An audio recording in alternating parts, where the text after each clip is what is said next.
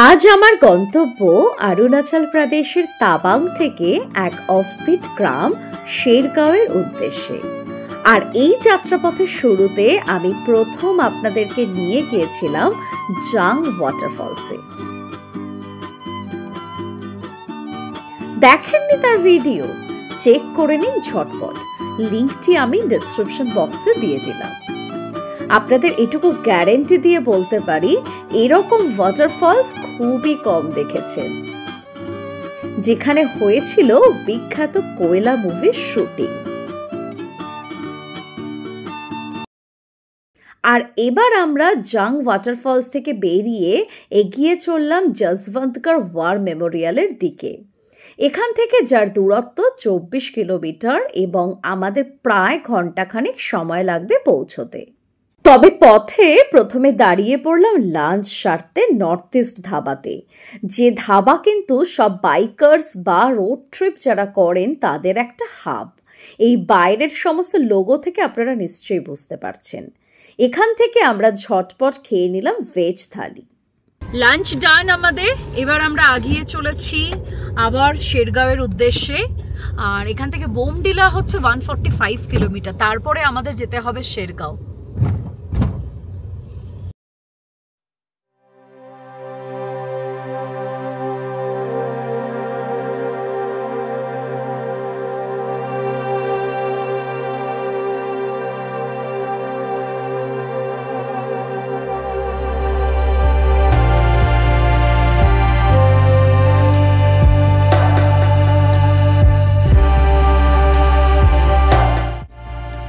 শুরু হলো সেই 24 কিলোমিটার পথের যাত্রা, আর যা এক অপূর্ব রাস্তা। কেন তা আপনারা নিজেরাই দেখে নিন না। বলুন তো দেখে কিরকম মনে হচ্ছে রাস্তাটা? মনে হয় না চলতেই থাকি আর এই রাস্তা যেন শেষ না হয়? ঠিক খানিকটা সেই গানটা মনে পড়ে গেল, এই পথ যদি না শেষ হয় তবে কেমন হতো তুমি বলো তো।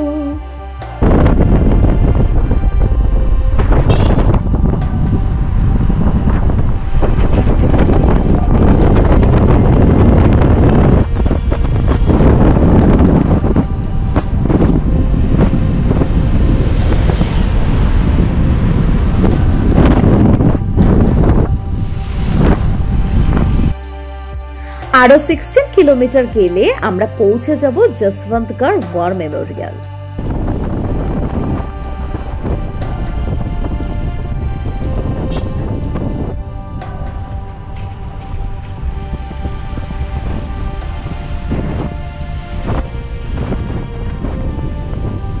যশবন্তগড় ওয়ার মেমোরিয়াল পৌঁছানোর আগেই দেখুন একটা পেলাম খুব সুন্দর বৌদ্ধ পার্ক।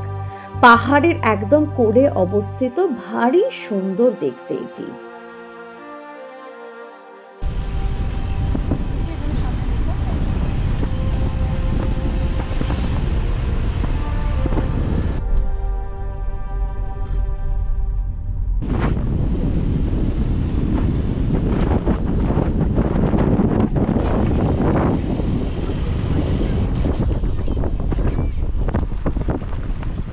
পৌঁছালাম যশবন্তগড় ওয়ার মেমোরিয়াল।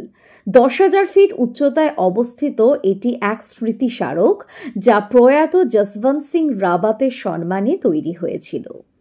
এটি 1962 সালের চীন ভারত যুদ্ধের স্মৃতিতে তৈরি এবং ইতিহাস প্রেমীদের জন্য এক জনপ্রিয় স্থান।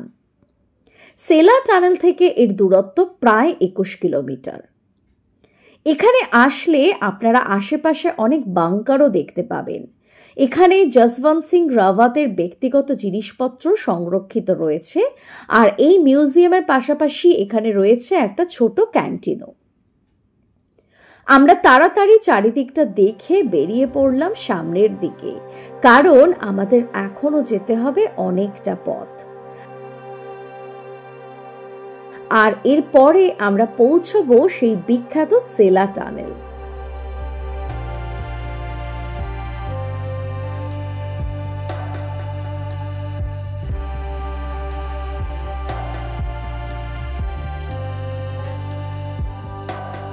4টে বাজে। আমরা যশবন্তগড় ওয়ার মেমোরিয়াল দেখে সামনের দিকে আগাচ্ছি সেলা টানেলের দিকে। আর অলরেডি দেখুন কীরকম এখনই ফগ হয়ে গেছে পুরো। আগের দিন আসার সময়ও আমরা এর থেকে অনেক বেশি ফগ আর বৃষ্টি পেয়েছিলাম। আজকের অলরেডি 4টের সময় এরকমভাবে ফগ হয়ে গেছে। সেলা টানেল এখান থেকে এখনও 14 কিলোমিটার। সো আমাদের নেক্সট ডেস্টিনেশন হচ্ছে টুয়ার্ডস সেলা টানেল। আর সাংঘাতিক ঠান্ডা লাগছে এখানে। আমাদের গাড়িতে দেখাচ্ছি 11 ডিগ্রি সেলসিয়াস এখানে টেম্পারেচার। সো মানে বুঝতেই পারছেন বেশ ঠান্ডা, বিভৎস ঠান্ডা। হ্যাঁ, আমরা এবার একটা ব্রিজ ক্রস করব যার নাম হচ্ছে জয়নাথ ব্রিজ। আস্তে আস্তে চলো, জয়নাথ ব্রিজ। ওয়াও, আগের দিন এইটা আমরা ক্রস করেছিলাম, তখন বিভৎস বৃষ্টি হচ্ছিল। যাকে অ্যাটলিস্ট আজকের একটু দিনের আলোতে এগুলো দেখতে পেলাম। বাট বেশ ফগ হয়ে গেছে এখন। আমার তো মনে হচ্ছে সেলা টানেল অবধি যেতে যেতেই পুরো অন্ধকার হয়ে যাবে। ওই দূর থেকে দেখুন একটা ঝর্ণা বয়ে পড়ছে, ওই জায়গাটাতে একটা ঝর্ণা বয়ে পড়ছে। চারিদিকেই এরকম প্রচুর ছোট ছোট আমরা ঝর্ণা দেখতে পাচ্ছি। উফ, উপরটা একদম সাদা হয়ে গেছে পুরো, বাইরে হাত রাখা যাচ্ছে না, এত ঠান্ডা, বিভৎস ঠান্ডা। 10 ডিগ্রি সেলসিয়াস হয়ে গেছে। বাপরে বাপ, ভাবা যায় কলকাতায় আমাদের 20-22 বলি, আমরা বলি কি ঠান্ডা পড়েছে, কি ঠান্ডা পড়েছে, আর এখানে 10 ডিগ্রি সেলসিয়াস।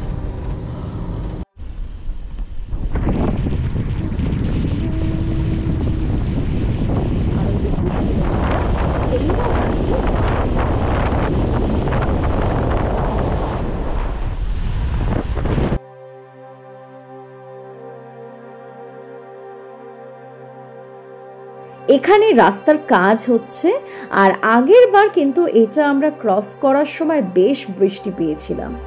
এই জায়গাটি কিন্তু বেশ ভয়ঙ্কর, পার করতে বেশ ভয়ই লাগছে।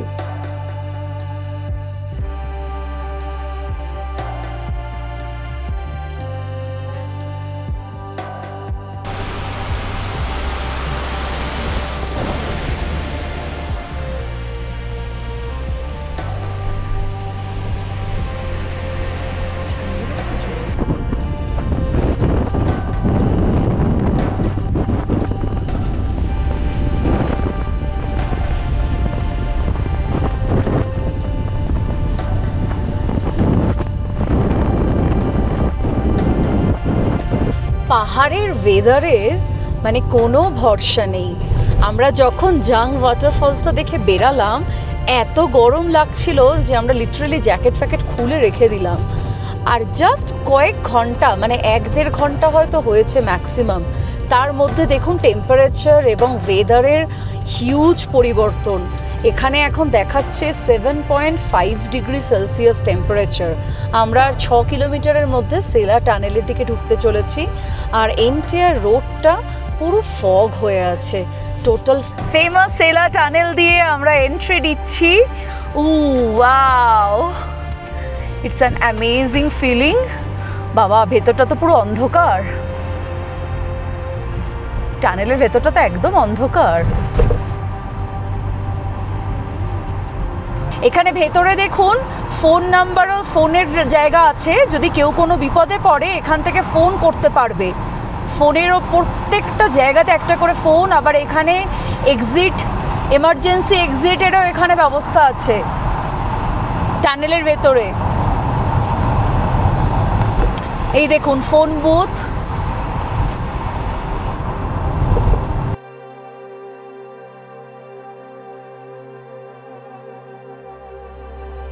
পৌঁছালাম সেলা টানেল। 13,000 ফিট উচ্চতায় অবস্থিত এই টানেলটি বিশ্বের দীর্ঘতম ডাবল লেনের এক টানেল। সেলা পাস থেকে 400 মিটার নিচে অবস্থিত সেলা টানেলটি বিশেষ করে শীতকালে এক গুরুত্বপূর্ণ পথ প্রদান করে। টোটাল টানেলের দূরত্ব 12.8 কিলোমিটার, যা দিরাং এবং তাওয়াং এর মধ্যে 10 কিলোমিটার দূরত্বকে কমিয়েছে। 9 মার্চ 2024 সালে প্রধানমন্ত্রী নরেন্দ্র মোদীজি এটি উদ্বোধন করেন। এখানে রয়েছে 2টি টানেল, যার মধ্যে প্রথম টানেলটি হলো 980 মিটার লম্বা, যেটি একটি একক টিউব টানেল। আর দ্বিতীয় টানেলটি হলো প্রায় 1555 মিটার লম্বা, যেটি একটি জোড়া টিউব টানেল।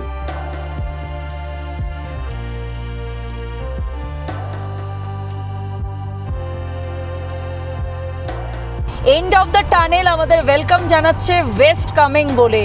আমরা তাওয়াং থেকে চলে আসলাম এখন ওয়েস্ট কামিং এ।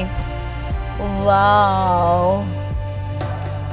সেলা টানেল, বর্ডার রোড অর্গানাইজেশন। বৃষ্টি স্নাত দিনে আমি দাঁড়িয়ে আছি এখন সেলা টানেলে। জাস্ট তাওয়াং থেকে টানেল দিয়ে আমি এখন আসলাম ওয়েস্ট কামিং ডিস্ট্রিক্টে।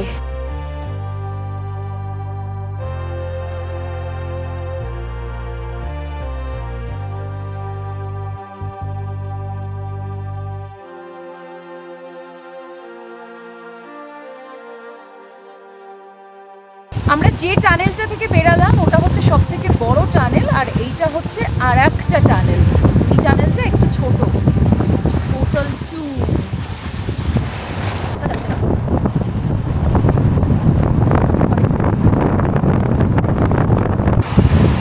সেকেন্ড টানেল দিয়েও আমরা এই বেরিয়ে পড়ছি।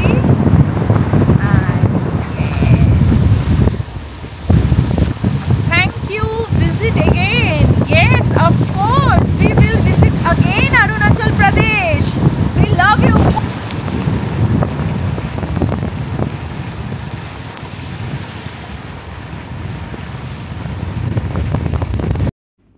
বৃষ্টির শেষে আকাশটা দেখুন কি ভীষণ সুন্দর দেখাচ্ছে, তাই না?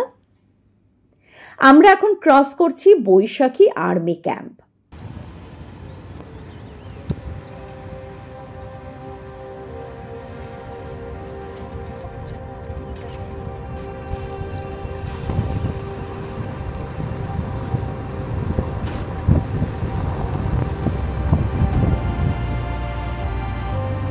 এখান থেকে বোমডিলার দূরত্ব আরো 73 কিলোমিটার।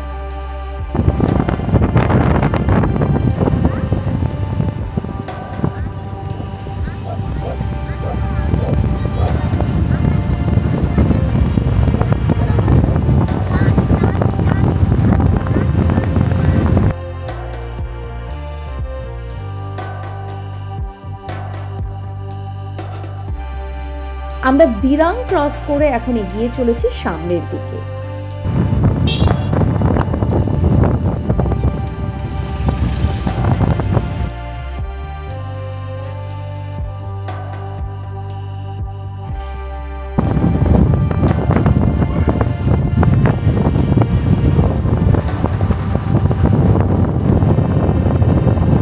আমরা দিরাং থেকে নেমে একটা চায়ের দোকান পেলাম, ওখান থেকে জাস্ট একটু দাঁড়িয়েছিলাম একটু চায়ে ব্রেকের জন্য।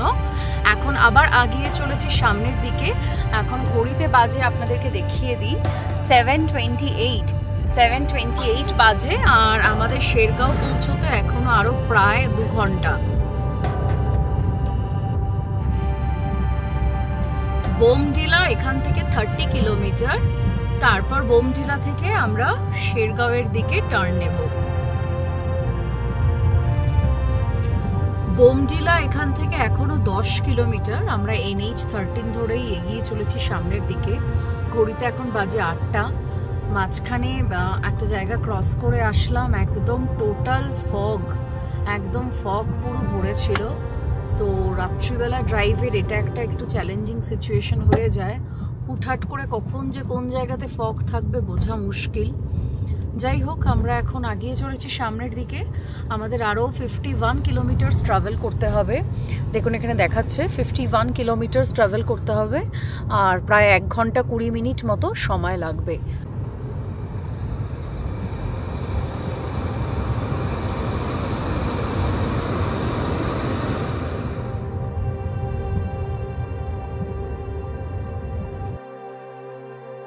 আর 2 কিলোমিটারে আমরা ঢুকবো বোমডিলা।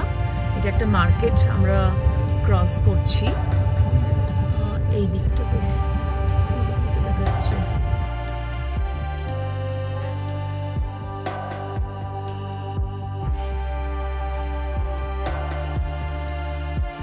আপনারা কিন্তু চাইলে বমডিলাতেও স্টে করতে পারেন। এখানে প্রচুর হোমস্টে হোটেল আছে, আর বমডিলাতেও অনেক সুন্দর সুন্দর ঘোরার জায়গা আছে, যেমন বমডিলা ওয়ার মেমোরিয়াল, বমডিলার মনাস্ট্রি এখানে একটা আছে, বমডিলা পাস, অনেক সুন্দর সুন্দর ঘোরার জায়গা আছে।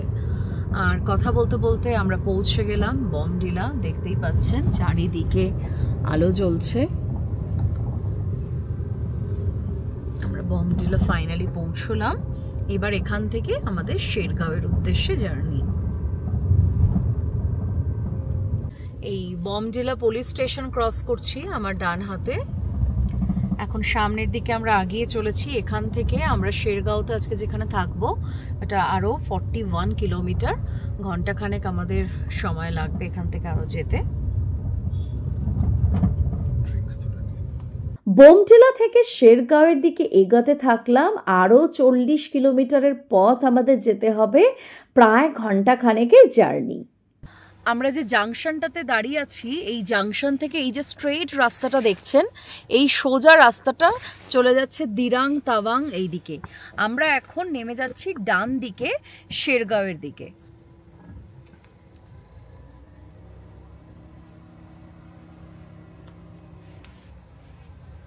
আমি জাস্ট শেরগাঁওয়ের রাস্তার দিকে ঢুকেছি। শেরগাঁও এখান থেকে প্রায় অ্যারাউন্ড 40 কিলোমিটার্স বোধ হয়।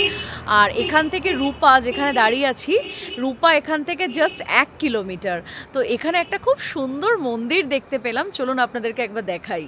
নিচ থেকে কোনো নদী বয়ে গেছে, তার আওয়াজ পাচ্ছি, ওই শুনুন কুলকুল কুলকুল করে। আর এই হলো মন্দিরটা। Wow, very nice.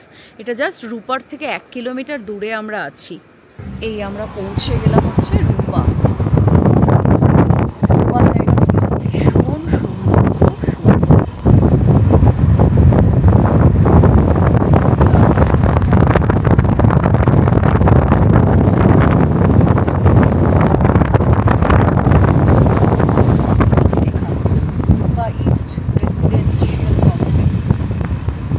বাদিকে রূপা ক্রস করে এগিয়ে চলেছি, আর এই পাশ থেকেই গেছে টেঙ্গা নদী।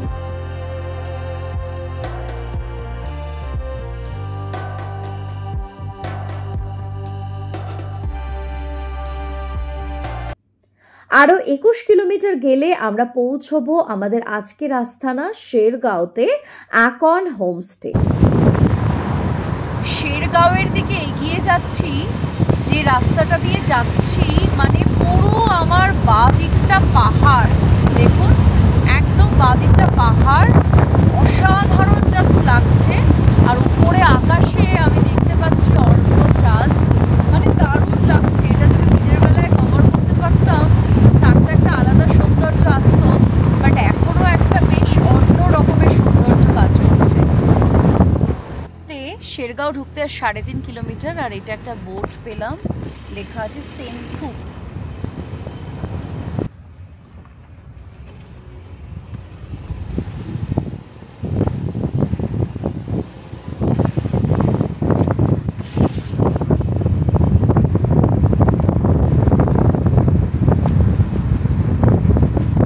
অবশেষে পৌঁছলাম আকন হোমস্টে, আমাদের আজকের আস্থানা, যার রুম ট্যুরটি থাকছে আগামী পর্বে।